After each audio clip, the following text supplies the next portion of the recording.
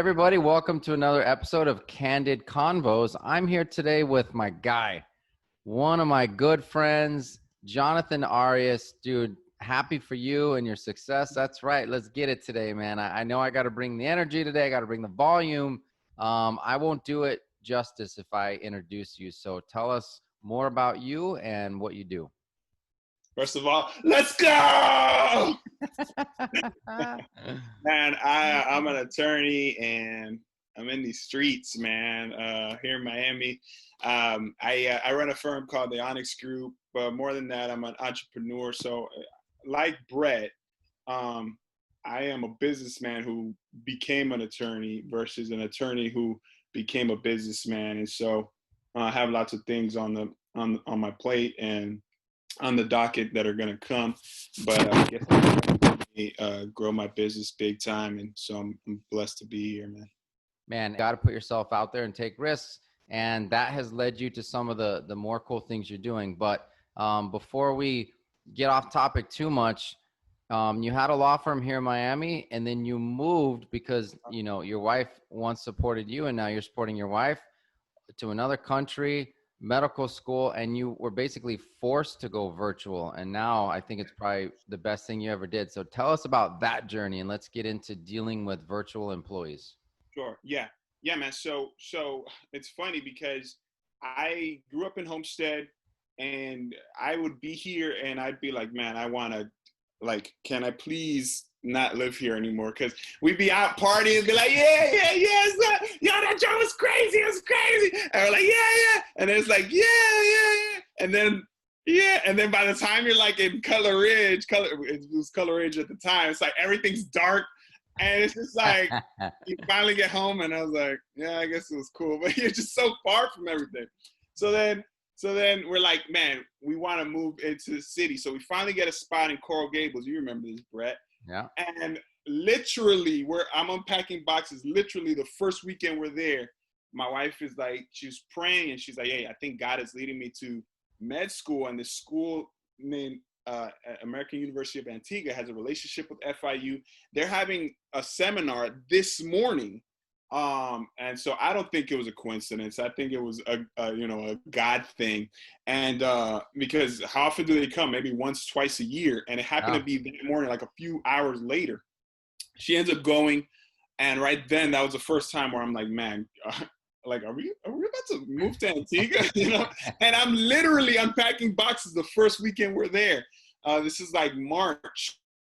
By July, she's gone. And then fast forward a little bit more, by November 1st, we're gone. I'm gone with my kids. So March was the first time where I'm like, okay, I really got to start thinking about this thing, like if this really happens. And fast forward, it did happen. But here's the thing, Brett, man, I wanted to start my business like that from day one.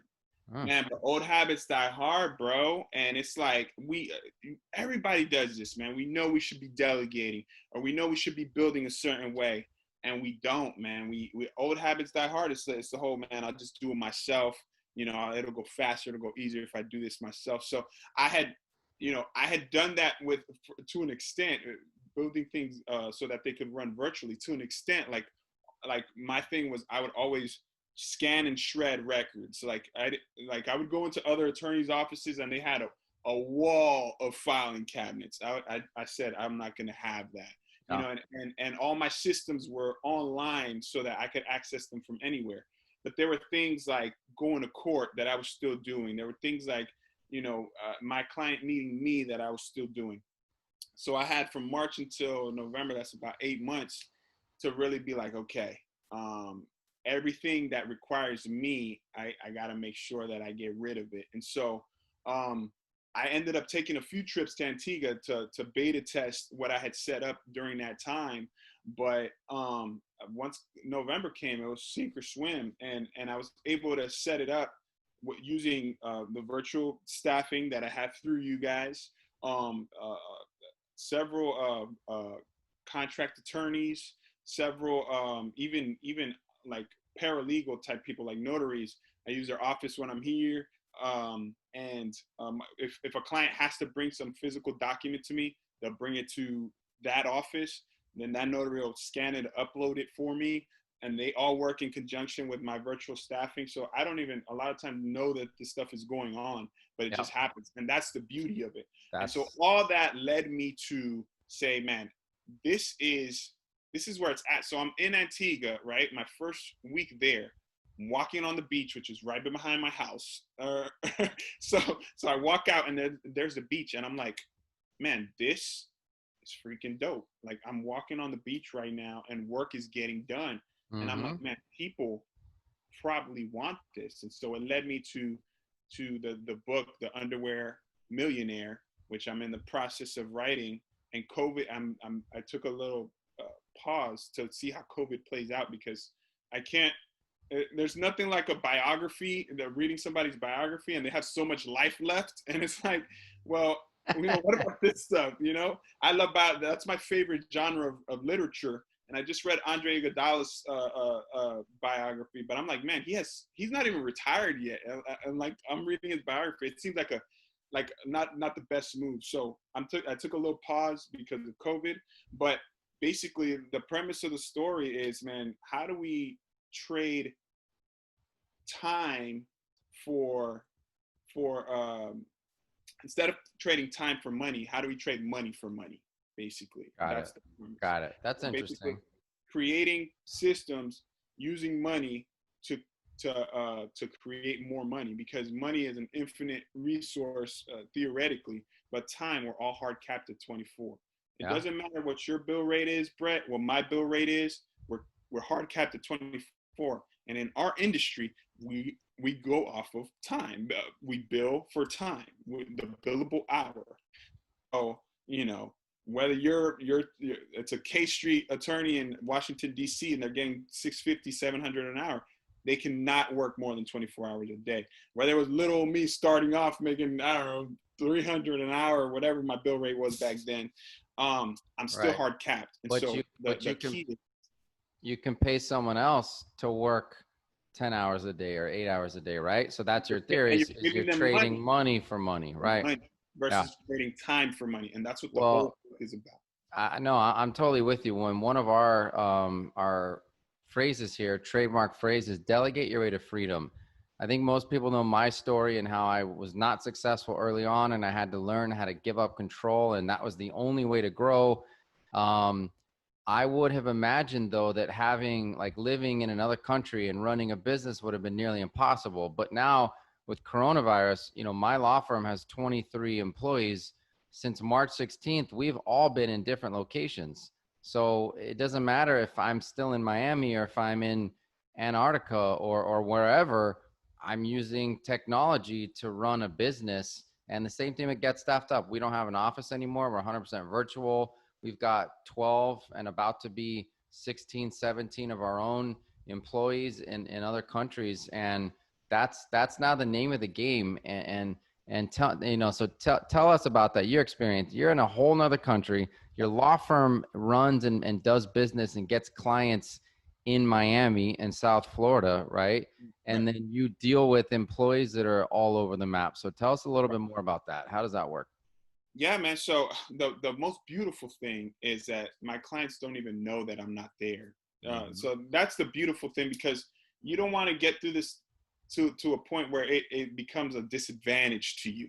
You just want to be, hey, I'm one of the options. Matter of fact, I'm the best option because of the service I provide. But you don't want that to be, something that messes you up down the line. But man, the other beautiful thing is, when you set it up so the way I've set it up is so that my virtual staffer does intake. And so, man, one of the best feelings, Brett, and I posted in the GJ group, is when my staffer took an intake call. She basically diagnosed what it was, because we get that kind of case all the time as an eviction case. She ran it by me to make sure it was cool, and I was like, yeah, sure, thumbs up, but not even thinking about it. And then basically took the payment, and I didn't do anything, and we retained a client, or a client retained us. We got a client out of it. And so, man, it took iteration, Brett, to get to that point. So so going through it over and over again and seeing where the gaps were in the system, and then now the other issue is in terms of execution. So I figured out intake first. Let's get the money in the door, because I could do the work from over there as long as I have an internet connection. But that's not it alone, because underwear entrepreneurs have freedom of geography, and they have freedom of time, which is the most important thing. Because so I could be virtual but still be working 23 hours a day. That's not real freedom. Exactly. And so Exactly. the issue is, then that was the first step. The next step is, how do I leverage virtual talent and contract attorneys to then be on the tactical side and actually execute the work. And so that was the second step. And now I'm getting a second staffer to help with that, in addition to getting contract attorneys that bill me at a lower rate, and then even getting one on a monthly rate, so that she'll navigate all of our eviction cases. And so that's how it played out for me. And every law firm's different. Every setup is different.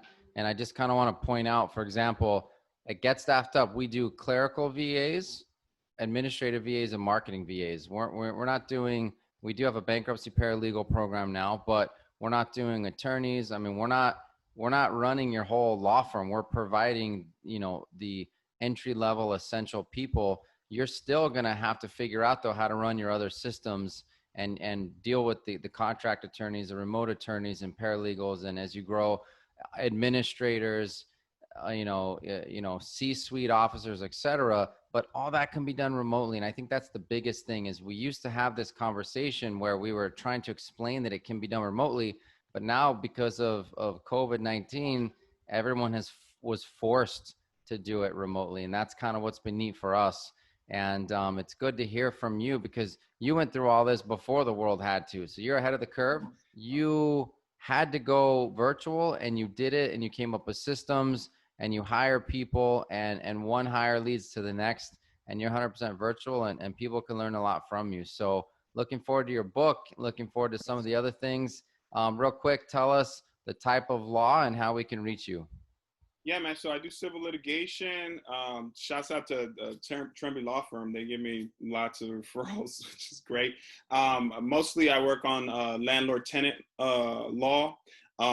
So that's my niche area, but I do all types of civil litigation. And that was the main thing. What was your other question, Brett? How do we reach you? How do we find you if we need you? Yeah, so you can find us at the Onyx Group legal.com, and the Onyx Group on all the socials. Also, look out for something we're going to be launching either next week or in a few weeks. It's called Eviction University. So we do evictions for people, and I'm really excited about this, because this falls in line with being an underwear entrepreneur, because I have freedom of geography, but the freedom of time. If I'm still doing work for clients, then I'm still handcuffed. So Eviction University is going to be a course where we're going to teach landlords how to do their own evictions. And the beauty with that, Brett, as you know, when you're doing online courses, man, people could buy that at 2 a.m. while you're sleeping. Yeah. And so, man, that's going to be big, and that's going to launch in probably next week or the week after. And yeah, man, we're really about this life. So I'm gonna look at you. Making moves, continue to inspire me to not rest on my laurels, that's for sure, because every day people are out there doing good things, and it just motivates, you motivate me, and that's why you surround yourself with other people that make moves and take action and get things done, because it's cyclical, man, and then we all get ideas from each other, and then we all help each other grow. So thank you so much, John, for joining us today on Candid Convos. Looking forward to seeing more from you. Good luck on the launch of the Eviction University and the book and everything else, dude. Thanks so much for joining.